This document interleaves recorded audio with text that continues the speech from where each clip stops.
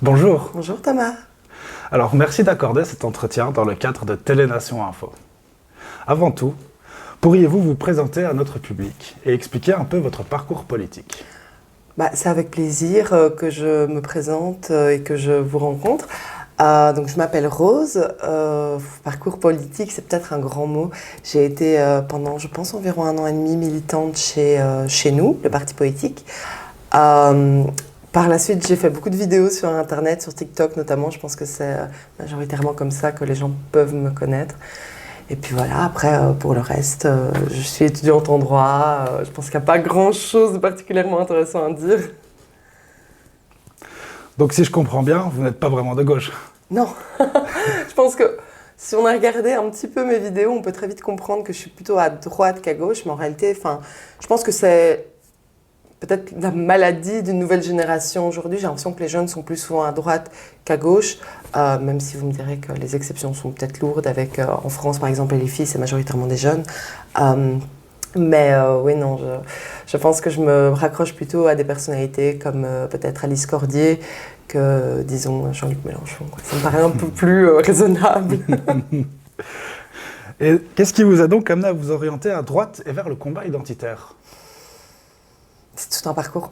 En réalité, c'est tout un parcours, c'est assez long. Je suis née avec une maman assistante sociale. Je suis d'origine maghrébine par mon père. Donc je pense que tout me liait à la gauche, en Belgique en tout cas. Je pense que c'est une question de bon sens. Quand on voit aujourd'hui ce qui se passe à gauche, les questions d'hommes qui sont des femmes, les questions d'immigration qui est... aujourd'hui, on est submergé, quoi. Je pense qu'il y a eu un déclic. En réalité, je pense que j'ai même une anecdote sur ce déclic. J'étais chez moi et un jeune maghrébin, je pense qu'il était sous OQTF B, comme j'aime le dire, c'est en Belgique on dit OQTF, a toqué chez moi parce qu'en fait il s'est trompé de maison et il pensait que je vendais de la bœuf. J'ai dit, c'est pépite quoi. Et en fait, mon chien a aboyé, donc il a commencé à m'insulter en arabe et je me suis dit, mais c'est incroyable. Et le gars est parti, mais j'ai eu une seconde en tant que femme de me dire, mais je suis pas du tout en sécurité. Et ce qui m'a paru dingue, c'est de me dire, c'est ma communauté. Parce que dans les faits, je nie pas du tout mes origines maghrébines. Et de me dire, c'est des gens de ma communauté. Et puis j'ai réfléchi, je me suis dit, mais en fait, chaque fois que je me suis fait agresser en tant que femme, moi, je me suis jamais fait agresser par un Nicolas ou un Thomas, en fait. Ça a chaque fois été des gens de ma propre communauté. Et je pense que, du coup, j'ai eu ce déclic de me dire, il y a un problème avec l'immigration, il y a un problème avec comment on amène l'immigration, comment elle est intégrée. Il y a un problème avec le fait qu'on en ramène trop par rapport à ce qu'on sait intégrer. Et c'est comme ça, je pense que je me suis dit, ok, je vais commencer à regarder un peu plus à droite. Et par la suite, en fait, tout concordait avec mes valeurs. Donc ça m'a paru en fait, évident que j'étais de droite. Je l'ignorais, mais en fait, j'étais déjà de droite depuis longtemps, je pense. À une époque, vous avez été très active sur les réseaux sociaux, avec de courtes vidéos qui avaient un réel succès. Quels étaient les sujets que vous abordiez principalement ? Oui, j'avais un peu plus de temps, je pense. Je ne sais pas si j'avais un succès. Je pense que j'ai eu des vidéos qui ont bien marché. Après, c'est l'algorithme TikTok, hein, des choses qui marchent, des choses qui ne marchent pas. Celles qui ont le plus marché, si je ne me trompe pas, mais je vous avoue que je ne suis pas le genre à aller regarder mes vidéos à moi. Je pense que c'était celle surtout où je parlais justement de l'immigration, de comment moi je vivais ça en tant que moitié maghrébine, de tout ce genre de choses. Les vidéos avec chez nous, c'était pas ce qui fonctionnait le mieux. Après, évidemment, je pense qu'il y a eu quelques vidéos un peu sexy qui fonctionnaient un peu, mais je suis pas sûre que c'était le combat qui marchait plutôt que le décolleté, à mon avis. Alors justement, allons un peu plus en profondeur sur votre vision des problèmes de nos sociétés. L'immigration. Quelle est votre vision de ce phénomène devenu central dans nos pays ? Il y aurait tellement à dire en fait. L'immigration, c'est un gros sujet. Je pense qu'aujourd'hui, notamment le combat que j'ai eu avec les Némésis en Belgique, les femmes sont pour moi les premières victimes de l'immigration, suivies, je pense, des enfants dans les écoles et enfin, en dernier lieu, on va dire les hommes. Quoique, si je peux rajouter un tout dernier lieu, je dirais quand même les politiciens. Et d'ailleurs, c'est assez flagrant quand on les entend à la télé, quand ils nous parlent de l'immigration. En général, ils les voient comme de la main-d'œuvre facile, pas chère, complaisante. Et en tant que Belge, ça me dérange de voir ça parce que je me dis, moi je ne reconnais plus par exemple Bruxelles, mais en tant que maghrébine, ça me dérange parce que je me dis, mais en fait on n'est pas vous balai à chiottes quoi. Donc il y a un peu un côté double tranchant, ça arrange très très bien je pense les politiques. Je disais toujours, le jour où l'immigration va remonter jusqu'aux politiques, que ça va commencer à faire des problèmes, qu'on va commencer à toucher aux politiciens, à leurs enfants, peut-être qu'ils verront l'immigration comme nous, on l'a toujours vu. D'ailleurs, c'est en train doucement d'arriver, je pense le MR peut peut-être en témoigner.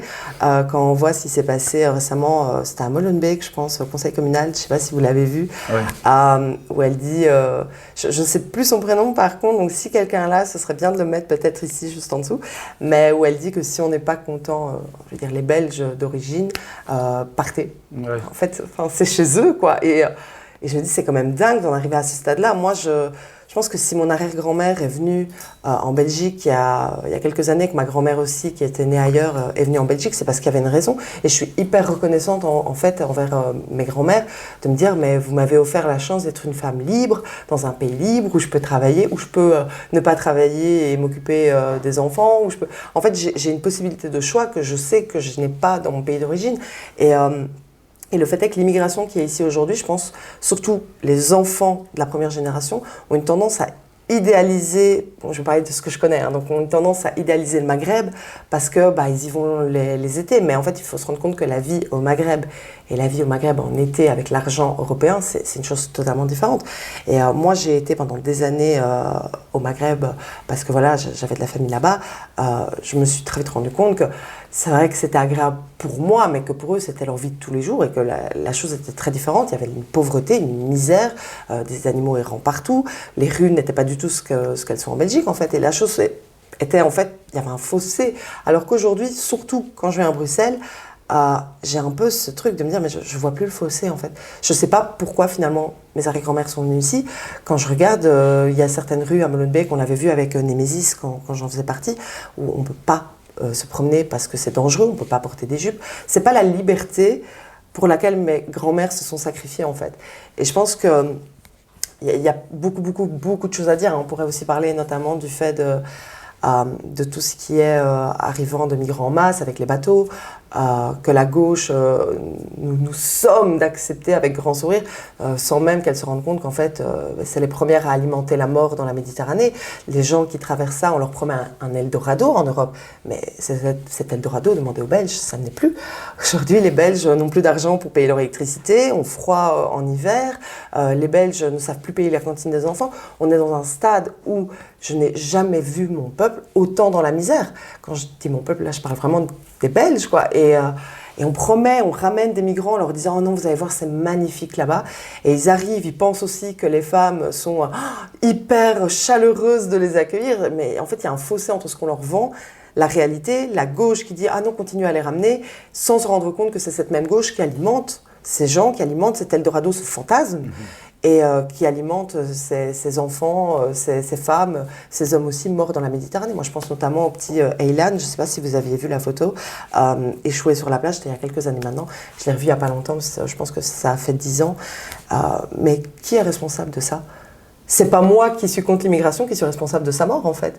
C'est pas vous qui êtes potentiellement contre l'immigration qui êtes responsable de leur mort. C'est la gauche qui est en mode non, venez clandestinement, faites passer vos enfants dans la Méditerranée la nuit, c'est super sécure. C'est eux qui sont responsables pour moi de la mort de cet enfant. Et évidemment, en tant que femme, je ne souhaite absolument pas voir des femmes, des enfants se mettre volontairement en danger pour un fantasme, si je peux le dire.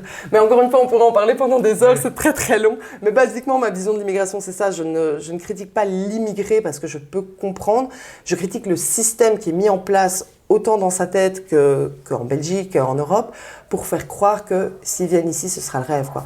Donc voilà, moi c'est un peu ma vision très large sur l'immigration. C'est un vaste sujet. Très bien. Et alors la sécurité, il n'y en a plus, c'est un fait. Mais qu'est-ce qu'on peut y faire ? Oui, je suis toujours étonnée aussi de l'insécurité qu'il y a maintenant en Europe, parce que je pense que c'est même pas que ce phénomène touche même pas que la Belgique.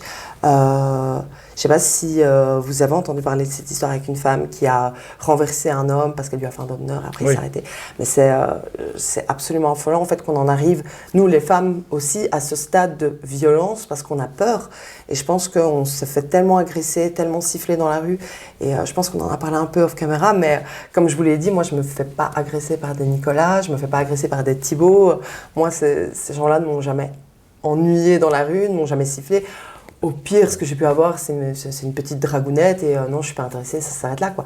Moi, quand je me fais agresser à titre personnel, et je parle toujours de ma vision, j'entends que c'est peut-être pas la vision commune, mais à titre personnel, c'est toujours les mêmes profils, c'est toujours des gens de type maghrébin. Et je le dis encore une fois sans aucun racisme derrière, c'est ma communauté. Mais c'est un fait. Aujourd'hui, on est en insécurité dans les écoles. Mais quand vous regardez ce qui se passe dans les écoles, mais c'est affolant, quoi. Moi, je ne m'en remets pas du tout quand je vois les enfants se faire agresser par des bandes d'adolescents autour. En fait, où est passée la décence? Quand avons-nous arrêté d'être des primates civilisés et quand sommes-nous redescendus dans l'échelle? Enfin, je ne reconnais pas les gens, je n'arrive pas à comprendre comment est-ce qu'on peut arriver à un tel niveau de violence alors qu'on est des êtres civilisés qui pouvons discuter. On peut ne pas être d'accord, et ça revient un peu à tout ce problème de démocratie aussi que je dénonce beaucoup dans mes vidéos, comme on en parlait. On peut ne pas être d'accord sur des sujets, mais je veux dire, on en arrive en fait à se dire si la personne n'est pas d'accord avec moi, et ça c'est toute la pensée de l'antifascisme, si la personne n'est pas d'accord avec moi, hop, elle est catégorisée de fasciste, je peux m'en prendre à elle, que ce soit physiquement, mentalement, je peux totalement m'acharner sur elle. Moi j'ai eu des appels au viol dans mes vidéos. J'ai eu quelqu'un qui a marqué sur plusieurs de mes vidéos, violez-la quoi. C'est hyper violent parce que je me dis la personne je la connais pas, elle me connaît pas, je suis peut-être pas, mais je suis peut-être une personne adorable, je suis peut-être une connasse, ça va savoir, tu vois, mais c'est se dire mais comment tu peux appeler à ça alors que j'ai peut-être une maman, j'ai peut-être un mari qui m'aime, j'ai peut-être des enfants même qui m'aiment et qui veulent pas qu'on fasse de mal à leur maman en fait. Et je pense qu'on a perdu aussi dans l'insécurité et ça monte. Je ne comprends même pas comment on n'arrive pas encore à la guerre civile tellement ça monte loin. Et évidemment c'est pas ce que je souhaite, mais je veux dire ça va tellement loin que ça en devient inquiétant et j'aimerais qu'on revienne tous un peu à la décence, au calme, et qu'on se rende compte qu'on peut parler, discuter, c'est tout le principe de la démocratie, et c'est peut-être ce qu'il y a de plus beau. Vous n'êtes pas d'accord avec moi, c'est pas grave, on va discuter, on va trouver un terrain d'entente. En tout cas, c'est ma vision de la démocratie. Et alors, le pouvoir d'achat, c'est également un problème central pour nos populations, et quelle est votre analyse sur ce point? Là-dessus, c'est peut-être l'un des points les plus aberrants, quoique en fait tous sont des points importants, mais quand on regarde aujourd'hui, les gens ne savent plus se loger, les gens quémandent, il y en a plein qui quémandent de l'argent, même une pièce, il y a de plus en plus de sans-abri, il y a de plus en plus de femmes qui ne savent pas payer la cantine pour leurs enfants. Moi, ça me brise le cœur. En fait, réellement, ça me brise le cœur de me dire, je vis entourée de misère, je suis peut-être même moi, mais enfin bon, on n'est pas là pour parler, pour rentrer dans ma vie privée, mais c'est quand je voyais, il y a quelques années avec le Covid, la question de tout ce qui était crise de l'énergie et tout, mais des gens qui recevaient des factures de 10 000 €. C'est un coup à tomber dans les pommes. Dans quel monde vit-on? On nous parle de pays développés, démocratisés, et en fait, ne serait-ce que ces 3 points-là qui devraient être le plus important, les traditions, la sécurité et le pouvoir d'achat, c'est 3 points qui sont bafoués. Et ce qui est intéressant et ce qui est inquiétant aussi, c'est de se dire que c'est pas seulement nous, c'est nos enfants qui vont payer le prix de tout ça. Et je pense qu'il y a eu un point de rupture, de plus en plus de gens qui sont en CPS, de plus en plus de gens qui ne savent plus rien se payer. Et on en arrive en fait à un stade où on ne peut plus regarder ça sans s'affoler, sans se dire « Ok, qu'est-ce qu'on fait ?» Il n'y a que le PS qui a l'air de ne pas s'en inquiéter et se dire ok, c'est pas grave, on continue à détourner à côté de ça. Évidemment, le PS, personne ne sera étonné, ça fait des années que c'est comme ça. Mais en fait, même quand on vote social en Belgique, on n'a pas de social, on a du détournement, quoi. Et en fait, je pense que beaucoup de Belges ne savent plus aussi pour qui voter, pour s'en sortir à ce stade-là. Donc, la question du pouvoir d'achat, c'est vraiment l'une des choses les plus primordiales aujourd'hui en Belgique et en général en Europe, pour moi. Tout à fait. Et alors pour conclure, nous avons encore 2 questions. Pourquoi avez-vous estimé nécessaire de parler de tout cela sur la chaîne Vidéo Donation? En fait, moi j'accepte toujours les interviews parce que je prends n'importe quelle plateforme pour divulguer mon message, parce que je pense que mon message touche plus ou moins tout le monde, on est tous touchés par la pauvreté, l'insécurité, l'immigration. Ça nous touche tous de près ou de loin. Donc je refuse jamais en général une interview pour parler, pour expliquer mon point de vue, pour toucher du public. Peut-être que des gens vont se reconnaître aussi dans ce que je dis. Donc pour moi c'était important. Et puis j'avais discuté un petit peu avec 2-3 personnes de Nation. Et je m'étais dit, je ne suis pas contre le fait d'aller discuter avec Nation. J'avais fait une vidéo à l'époque où j'avais dit que Nation était violent. Finalement, je dois admettre que je n'ai jamais eu de preuve de ce que j'ai dit. Donc, je vais peut-être m'excuser, faire mon mea culpa maintenant, tant que je suis. C'est vrai que j'ai jamais eu de preuve que Nation était violent. J'ai jamais entendu d'histoire. Et pour certains médias, on peut relater des choses, mais quand j'étais avec Chez Nous, j'ai joué le jeu des médias. Je sais que j'ai déjà donné des interviews, qu'on a modifié tout le truc pour faire une interview écrite et, entre guillemets, expliquer une autre vérité que ce qui s'était réellement passé. Donc, finalement, je me dis que la meilleure manière pour moi, peut-être, d'avoir une bonne vision de la chose, c'est peut-être de me confronter à mes croyances. En tout cas, c'est comme ça que je pense. Et alors, avez-vous un message particulier pour notre public ? J'ai réfléchi à cette question. J'ai longtemps réfléchi et en fait, je pense que oui. Je sais que la plupart des gens chez Nation se battent pour ce en quoi ils croient. Vous vous battez en général pour justement ces 3 thèmes abordés, donc à savoir le pouvoir d'achat, la sécurité, le respect de vos traditions, avec le refus de vous faire grand remplacer. Et en fait, sans paraphraser Éric Zemmour, vous avez raison de le faire, vous avez le droit de le faire. Et au final, je pense que personne, ni moi, ni qui que ce soit, ne doit vous dire que votre combat n'est pas légitime. Je pense, avec du recul, que peut-être que le combat du peuple est le combat le plus important et qu'il est peut-être temps aussi que les politiques écoutent le peuple. Alors, peut-être que vous vous battez pour vous, mais peut-être aussi que vous vous battez pour vos enfants, vos petits-enfants. Et votre combat est juste. Je le pense. En tout cas, c'est mon avis sur la chose. Merci beaucoup, Thomas. Merci à vous. Au revoir. Au revoir.